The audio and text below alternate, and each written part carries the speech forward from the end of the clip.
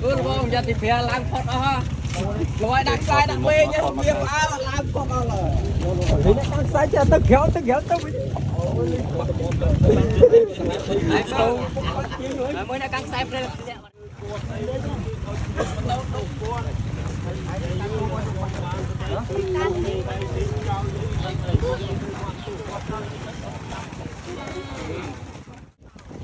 cô này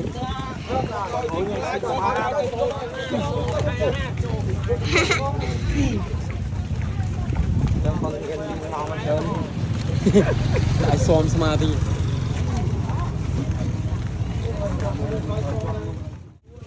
vâng tôi muốn tiếp vâng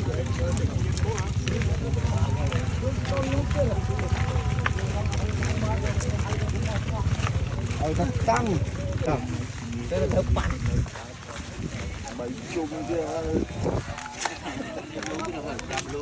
ô đặt mau tới bảy chục quên đâu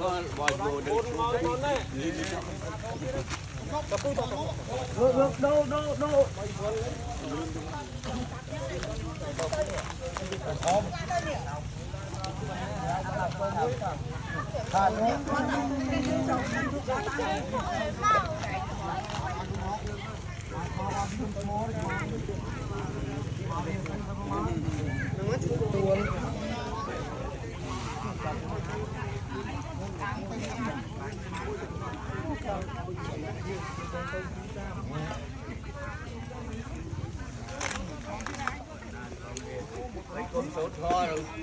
đi game mấy cho đây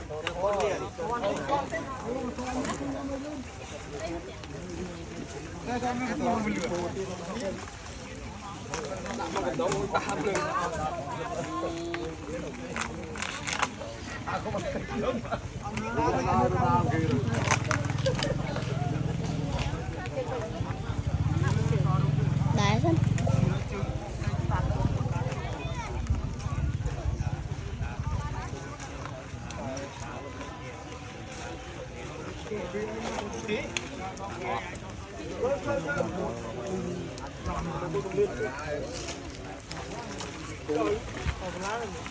Quất màng quay tình cái nó mà cùi chua bray rồi vợ chứ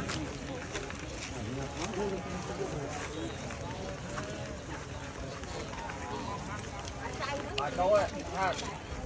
ra đây ha đâu không biết to đủ